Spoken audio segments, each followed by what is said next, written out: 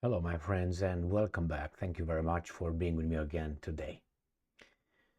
Well, tragic incident. We have Derek Chauvin being stabbed in the prison, and it seems like the media, the mainstream media, is like reporting it with a glee.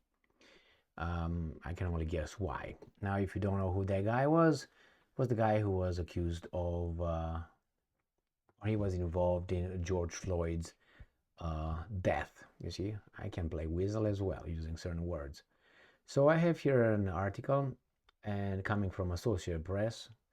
It's reported by NBC or ABC or something like that, and ABC News. And I'm just going to make a few points while I'm reading. No, no, no, no, no, no, no, no. You can't go that way. Okay, you're smarter, huh? Yeah, right on my. I'm going to make a few points while I'm reading this weasel article. So Derek Chauvin, convicted in George Floyd's killing. Yeah, he destroyed my thing. Can't.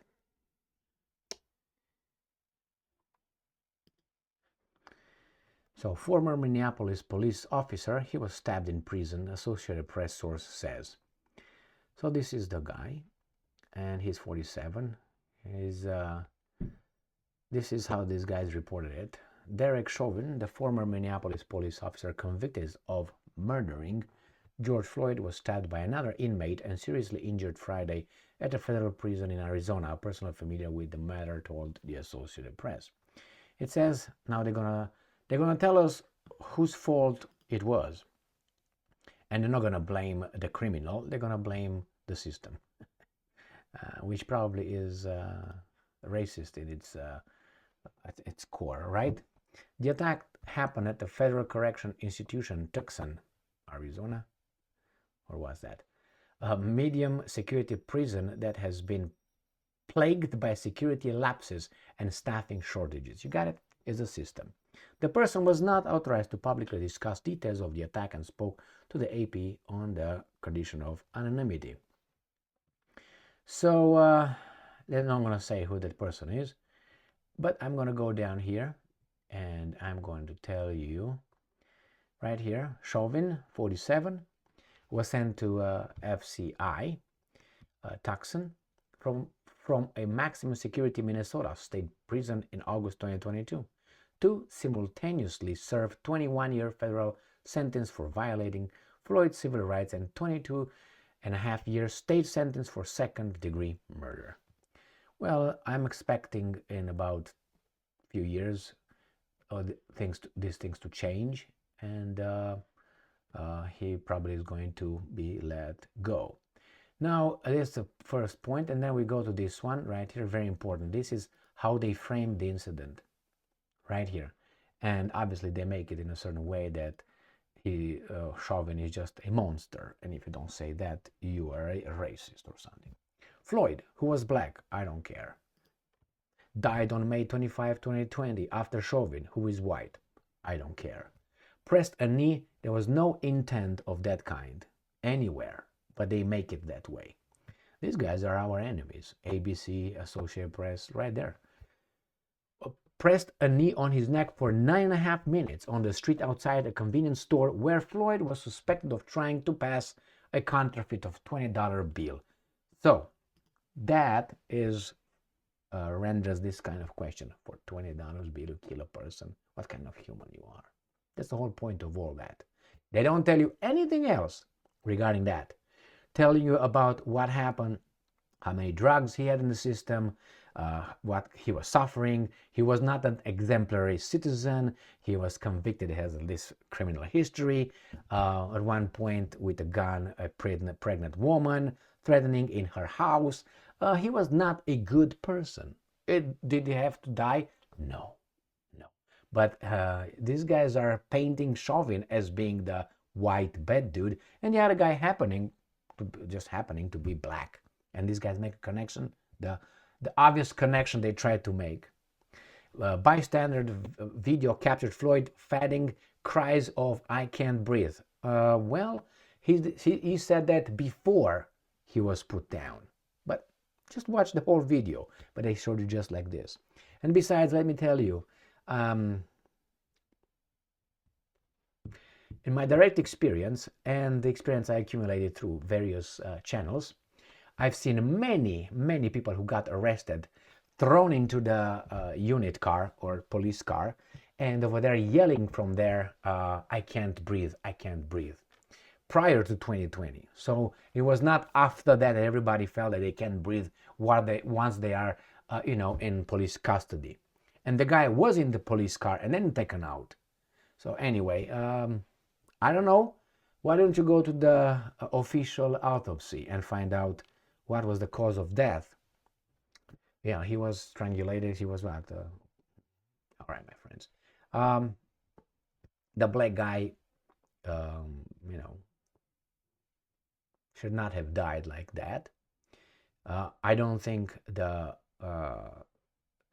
court took all the evidence into account. I think they just were motivated and social justice payback kind of justice distributed. This guy is paying a price for the political garbage created by other traitors, and he's in jail right now, and the other guy is dead. And there's no connection between he's black, he's white. There was nothing like they could not prove any connection, but they keep saying it. They keep saying it like it was. It wasn't. So anyway, my friends, that guy is in lapses in the how do you call it, in prison. And they also state here that Chauvin's stabbing comes as the Federal Bureau of Prisons has faced increased scrutiny in recent years following wealthy financier Jeffrey Epstein's Zelensky-Stein jail suicide in 2019. It's another example of the agency's inability to keep even its highest profile prisoners safe. I don't believe that. I will tell you. I have direct experience. I can talk about that. Direct, and not in high security prison. Not even close to that. And I tell you how the system was. They had cameras everywhere. You did rounds in the wings. All right?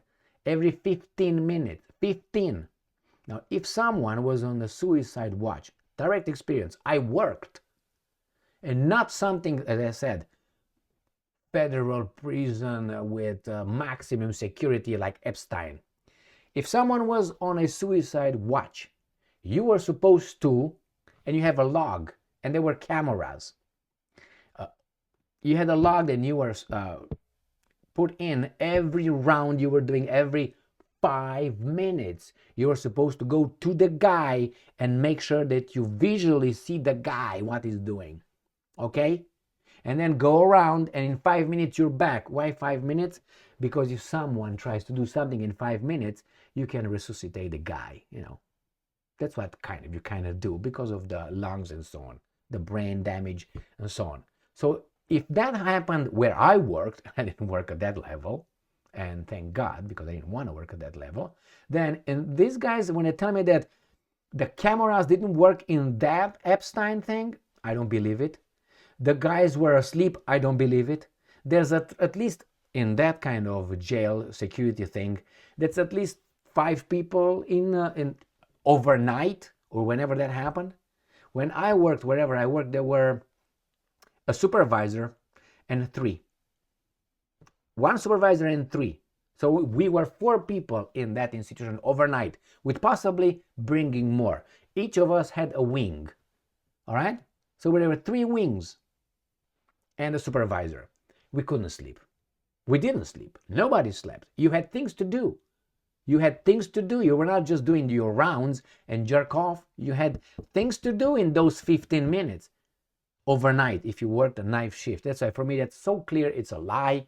Clear. And with this guy being stabbed over there, well, it depends what kind of staff you have. If you have, and I'm going to put the race card in that, if you have a certain kind of staff looks around and the guys does pay back to the cracker, right? Yeah. Because why? Payback. Wait until Haiti. Haiti 1800 is gonna happen here, and the Americans will be the French. Americans, I'm talking about certain kind of Americans, the ones that caused all the evils on this planet, all of them.